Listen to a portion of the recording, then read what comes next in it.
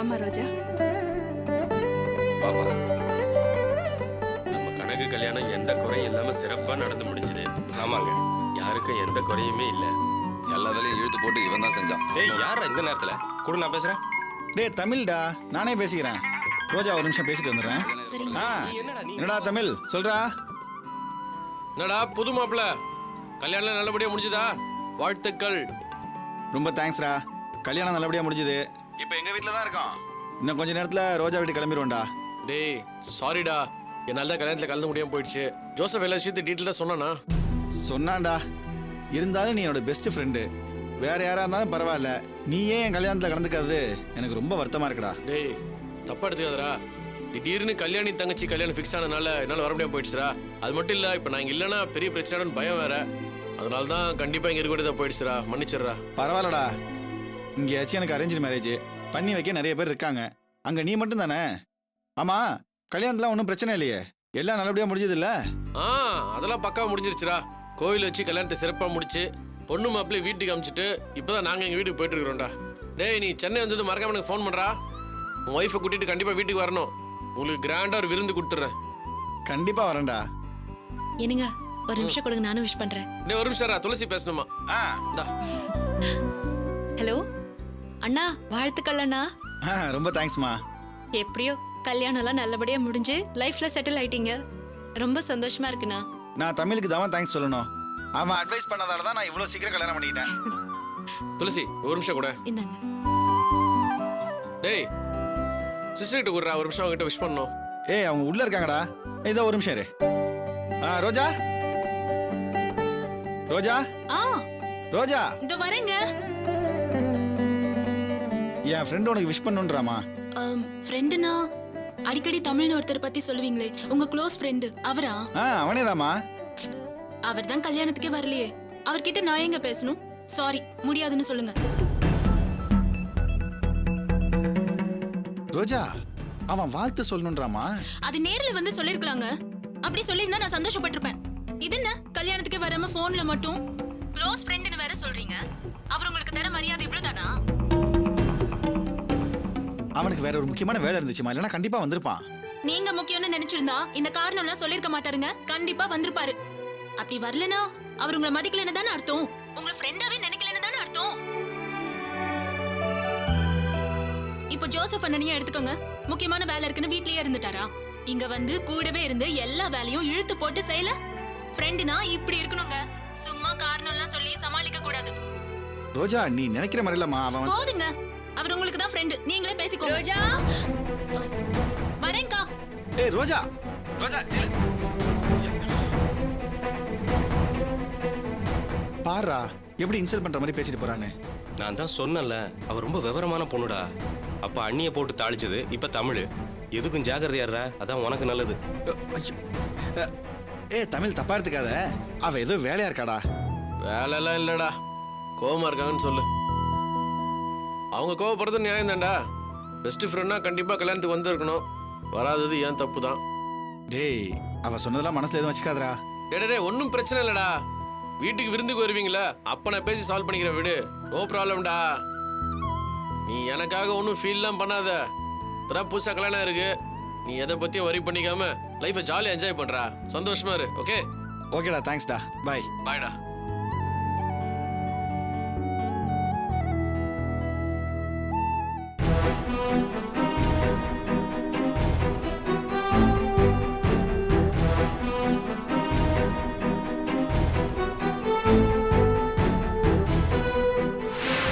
கல்யாணியா?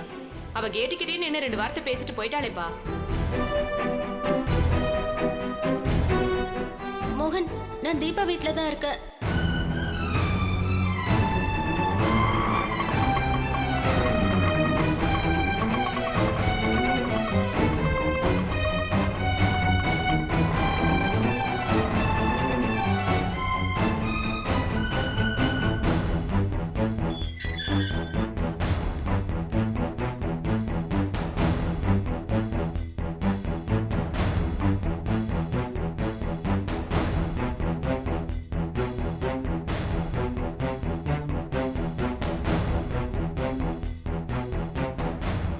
மோகன், அத்தை மாமாலாம் எங்க வெளியே போயிருக்காங்களா?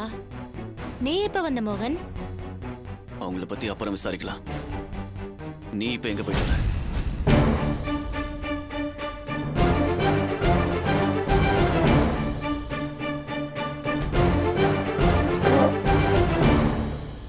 சொல்லு, எங்க போயிட்டு வர? மோகன், தீபா வீட்ல இருந்து தான் வரேன். நீ தானே என்ன கூட்டிட்டு போய் விட்ட? ஓஹோ, அப்படின்னா இவ்வளவு நேரம் தீபா வீட்டுல தான் இருந்த, வேற எங்கேயும் போல. நிஜமாவே என் மேல உனக்கு பாசம் இருக்குன்னா மறைக்காம சொல்லு. நீ தீபா வீட்டுல தான் இருந்தியா? இப்ப சொல்லு, தீபா வீட்டுல தான் இருந்தியா?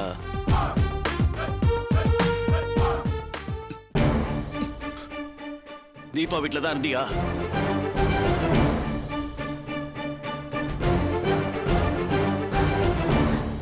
இல்ல மோகன், நான் ரேவதியோட கல்யாணத்துக்கு போயிட்டு வந்தேன்.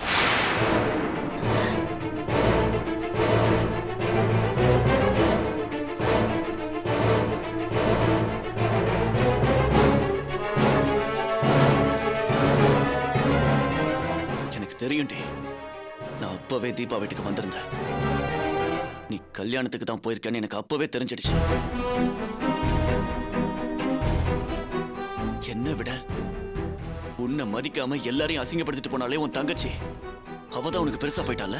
ஐயோ இல்ல மோகன், அது வந்து எதுவும் பேசாத. கல்யாணத்தை சிறப்பா நடத்திட்டு வந்துட்டால, ரொம்ப சந்தோஷமா இருக்கு. உன்னை பொண்டாட்டின்னு சொல்லிக்க எனக்கு அவ்வளவு பெருமையா இருக்கு. மோகன் ஒரு நிமிஷம், நான் ஏன் அங்க போனேன்னு கேளு. நான் பண்ணது தப்புதான் மோகன். நான் அங்க போறது உனக்கு பிடிக்காதுன்னு தெரியும். ஆனா துளசிதான் ஃபோன் பண்ணி வற்புறுத்தியே நாங்க வர சொன்னா. நானும் தங்கச்சி அங்க வரலன்னா ரேவதி கல்யாணமே பண்ணிக்க மாட்டேன்னு அடம் பிடிச்சிருக்கா. அதனாலதான் மோகன். அப்படின்னா உன் தங்கச்சி அங்க வந்திருக்கா இல்ல? இப்ப அவ எங்க எங்கன்னு கேக்குறான்ல. சீக்கிரம் வந்தா ஏன்னு கேப்பீங்கன்னு தான் அவளை துளசி வீட்டுக்கு அனுப்பி வச்சிருக்கேன்.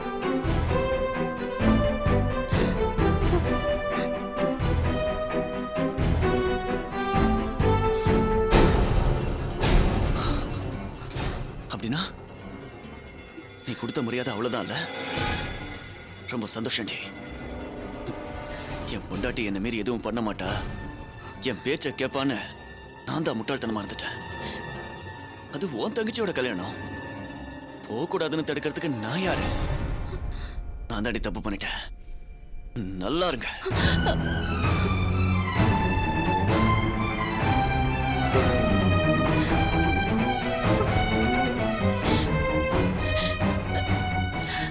மோகன்,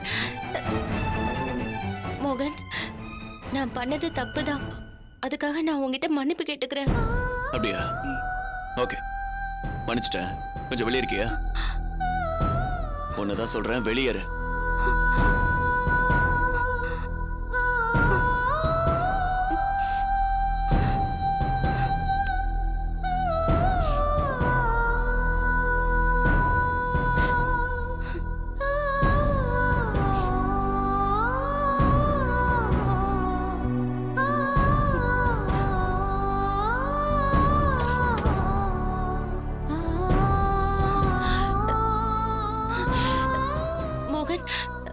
நான் உன்னை மீறி அங்க போயிருக்கவே கூடாது. நான் போனது தப்புதான். அதுக்காக நான் உன்கிட்ட மன்னிப்பு கேட்டுக்கிறேன். உன்னை மன்னிக்க நான் யாரு? மோகன், ஏன் இப்படி பேசுற? நீ பேசுறது எனக்கு என்னமோ மாதிரி இருக்கு. தயவு செஞ்சு இப்படி எல்லாம் பேசாத மோகன். என் நிலைமைய கொஞ்சம் புரிஞ்சுக்க. சரி, நான் என்ன பண்ணணுங்கிற? நான் அசிங்கப்படுவேன்னு தெரிஞ்சோம் என்ன மீறி கல்யாணத்துக்கு போயிட்டு வந்துட்டேன். பழக்கமா இப்படி பண்ணா கோவப்பட்டு திட்டுவாங்க, அடிப்பாங்க, இல்லைன்னா வீட்டை விட்டு வெளியே போடின்னு கழுத்தை பிடிச்சு தள்ளுவாங்க. நானும் அப்படி பண்ணணும்னு எதிர்பார்க்கறியா? உன்னை லவ் பண்ணி கல்யாணம் பண்ணி தொலைச்சிட்டேன். நீயே ஆசைப்பட்டாலும் என்னால அப்படி பண்ண முடியாது. நான் மேல நிறைய நம்பிக்கை வச்சிருந்தேன்டி, எல்லாத்தையும் கெடுத்துட்டேன். இதுக்கு மேல பேச என்ன இருக்கு? உன் தங்கச்சி மட்டும் நல்லா இருந்தா போதும் நினைச்சிட்டல. ஓகே, இனிமே உன் இஷ்டப்படியே இருந்துக்க.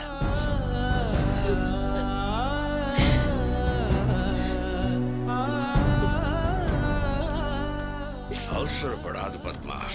முதல்ல மாப்பிள்ளை வீட்டுல என்ன முடிவு பண்ணிருக்காங்கன்னு தெரியணும். அதுக்கப்புறம் தானே மற்ற ஏற்பாட்டெல்லாம் நம்மளால பண்ண முடியும். அம்மா கல்யாணி, மாமா நீ எப்பம்மா வந்த? இவ்வளவு நேரம் எங்க போயிருந்த? உட்காருங்க. மாப்பிள்ளை வீடு பார்க்க 2 பேரும் ஒன்னாதானே போனீங்க? மோகன் மட்டும் தனியா வந்தா. ஆ?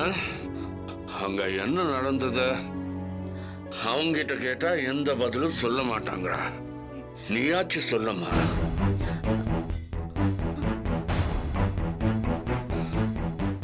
கல்யாணி, நான் உன்கிட்ட தான்மா கேட்கிறேன். அங்க என்ன நடந்தது? மோகனை தனியா அனுப்பிட்டு நீ மட்டும் எங்க போயிருந்த?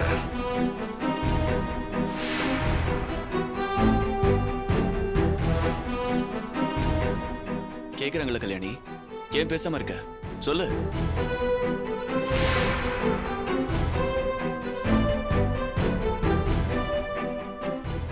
பதில் சொல்லு கல்யாணி. நீ இப்படி சைலண்டா இருக்கிறது அவங்களை அவமானப்படுத்துற மாதிரி இருக்கு.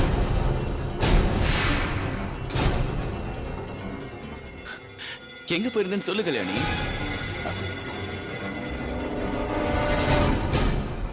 மாமா நீங்களும் அத்தையும் என் மேல கோவப்படக்கூடாது. நான் உங்களுக்கு தெரியாம அது ஒண்ணும் இல்லப்பா. அவ ஃப்ரெண்ட முக்கியமான விஷயமா பார்க்க போயிருந்தா. நீங்க இதெல்லாம் பெருசா எடுத்துக்காதீங்க. என்ன நடந்துச்சுன்னு நான் அப்புறமா சொல்றேன்.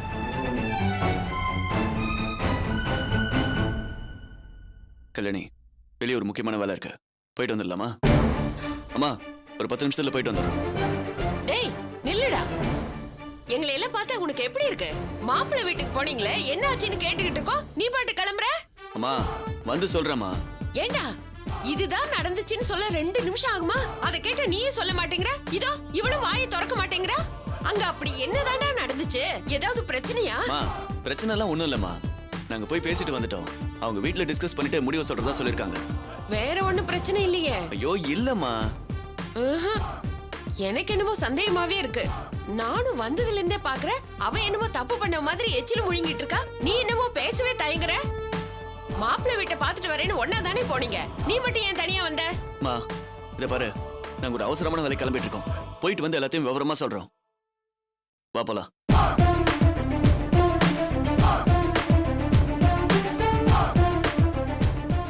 அம்மா கல்யாணி, சொல்லம்மா. அங்க ஏதாவது பிரச்சனையா? என்ன நடந்ததுன்னு சொல்லு. மாமா தப்பு என் மேலதான் மாமா. நான் தான் வந்து வரப்போறியா இல்லையா? சரிம்மா, நீ போயிட்டு வா, அப்புறமா பேசிக்கலாம். போ. சரி வர மாமா. வர அத்தை.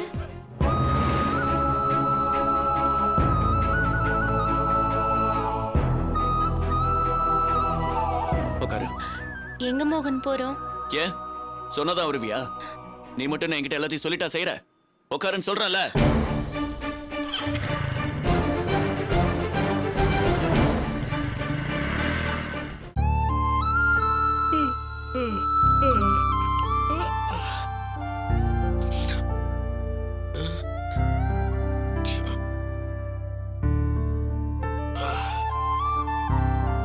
குட்டிமா,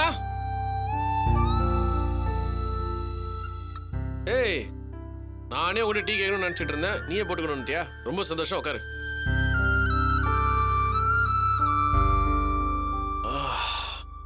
இந்த கல்யாணம் எப்படி நடந்து முடியும்னு ரொம்ப டென்ஷனாக இருந்தேன். நல்லபடியா ரேவதியோட கல்யாணம் நடந்து முடிஞ்சிருச்சு. ஒரு குட்டி தூக்கம் போட்டதுக்கு அப்புறமா நல்லா ரிலாக்ஸாக இருக்குது. அம்மா, அந்த பொண்ணு டீ கொடுத்தியா? கொடுத்துட்டு. என்ன பண்ணிட்டு இருக்கா? டிவி பார்த்துட்டு இருக்காளா? டிவி பார்த்துட்டு இருக்கா.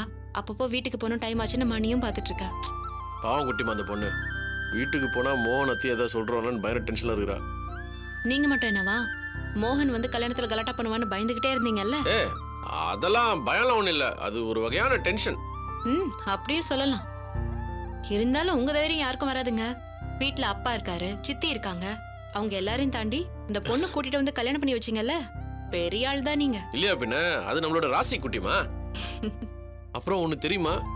மாமா மட்டும் ஏதாவது சொல்லியிருந்தாரு கண்டிப்பா இந்த கல்யாணம் நடந்திருக்காது. ஆனா அவர் எதுவுமே சொல்லாம சைலண்டா இருந்தாரு பத்தியா, அது நம்மளோட பலம் குட்டிமா. எனக்கு என்னமோ மாமாவுக்கு இந்த கல்யாணத்துல சம்மதம் தான் நினைக்கிறேன். இல்ல தெரியல. ஆமா குட்டிமா, இல்லைன்னா அவர் சைலண்டா இருந்திருக்க மாட்டார்ல. எனக்கு அதெல்லாம் தெரியாதுங்க.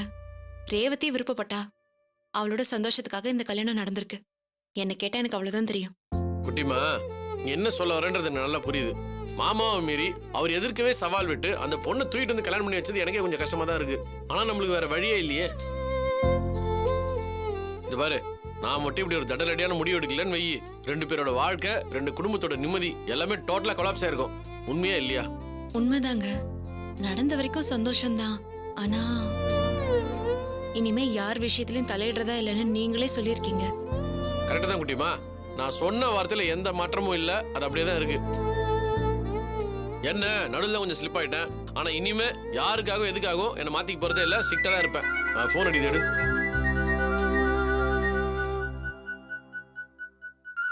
நிதிஷ் நம்பருங்க. நிதிஷா? ஐயோ, மும்பை போய் சேர்ந்தாலும் கேட்கவே மறந்துட்டேன். டென்ஷன்ல இதாரு மறந்து விட்டேனா? ஹலோ நிதிஷ், சொல்லுங்க. மும்பை போய் சேர்ந்தீங்களா? ஏய், உன் அம்மா பேசுறேன்டா.